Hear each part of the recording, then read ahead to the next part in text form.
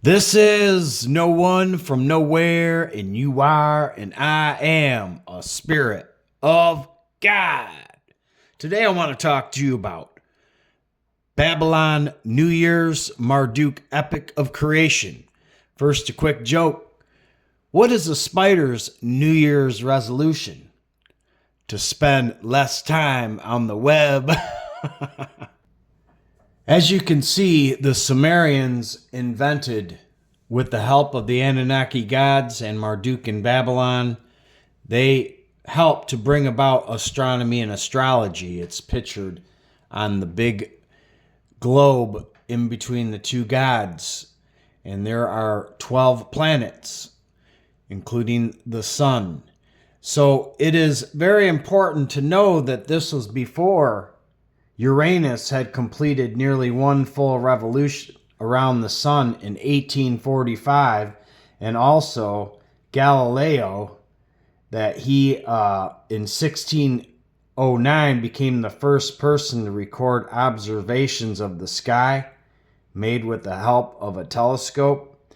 We have to understand that the Anunnaki came here and gave humankind astronomy and astrology. New Year's ceremonies were celebrated in Babylon from the 1st to the 12th of Nisan, the first month of the year, which fell approximately at the time of the spring equinox. The ceremonies at Babylon were centered on the cult of Marduk, but related ceremonies were performed at other cities for other deities and were performed for a very long time. The Akita festival performed at Ur, where Abraham was from, under the third dynasty for the god Nana Swin, took its name from the Akkadian Akitu, one of the New Year ceremonies. The Babylonian ceremonies consisted of a sequence of rites which were concerned. One was celebrating or marking the spring barley harvest. Number two was a patron festival at the city god Marduk, including his enthronement, known as taking of Bel by the hand, incorporating. And number three, symbolic representation of certain episodes in the Babylonian epic of creation. And this is mirrored in Genesis 1. And this is all about, the sequence of events in our galaxy and also the universe. And number four, with marking the calendar aspects of the new year. And number five, with the affirmation of the king as bearer of the sacred duty of kingship. And number six, with the reception and enthronement of the god Nabu. A very late copy of set ritual instructions for the priest gives precise details of the ceremonies on the fifth or of the second to fifth days, but the sequence of events on the other days is less clear.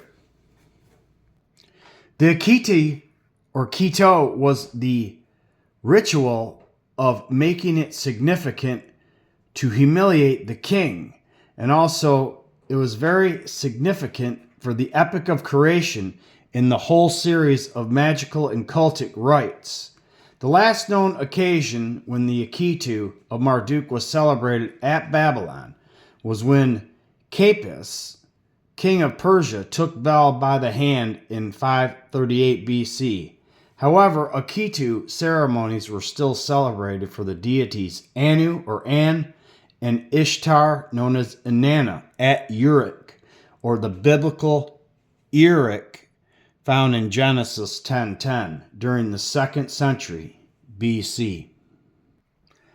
The Epic of Creation at the Akitu festival clearly states that Marduk was an invader from outside the solar system, passing by the outer planets including Saturn and Jupiter, before colliding with Tiamat. The Sumerians called the planet Nibiru, the planet of the crossing, and the Babylonian version of the epic retained the following astronomical information: that the planet Nibiru, the crossroads of heaven and earth, he shall occupy, above and below, and they shall not go across. They must await him. The planet Nibiru which is brilliant in the heavens. He holds a central position. To him they shall pay homage. Planet Nibiru is he who, without tiring, the midst of Tiamat, keeps crossing. Let crossing be his name. The one who occupies the midst is his name, and his name is Marduk. Have you ever heard of a Sar? In Sumerian, a Sar is every 3,600 years is one Sar, or Shar. Genesis 1:16, and God, or Elohim, made two great lights, the greater light to rule the day, and the lesser light to rule the night. He made the stars also. The Akitu festival in Babylon, the New Year's, was about Marduk and the epic of creation, at least part of it. And studies of the epic of creation and parallels texts are called the Babylonian epic of creation. Shows that sometimes after 2000 BC, Marduk, son of Enki, was the successful winner of a contest with Ninurta, son of Enlil, for supremacy among the gods. The Babylonians then revised the original Sumerian epic of creation, expunged from it all references to Ninurta and most references to Enlil, and renamed the invading planet Marduk. The actual elevation of Marduk to the status of king of the gods upon earth, and thus accompanied by assigning to him as his celestial counterpart the planet of the Nephilim, or in Zechariah Sitchin's case, the 12th planet, but really it is the 10th. The Lord of the heavenly celestial gods, Marduk was thus king of the heavens. Today I leave you with Psalm 19:1. The heavens declare the glory of God, and the firmament sheweth his handiwork. Thank you so much for watching today's video, and always remember that you are and I am a spirit of God. Peace and love be with you all.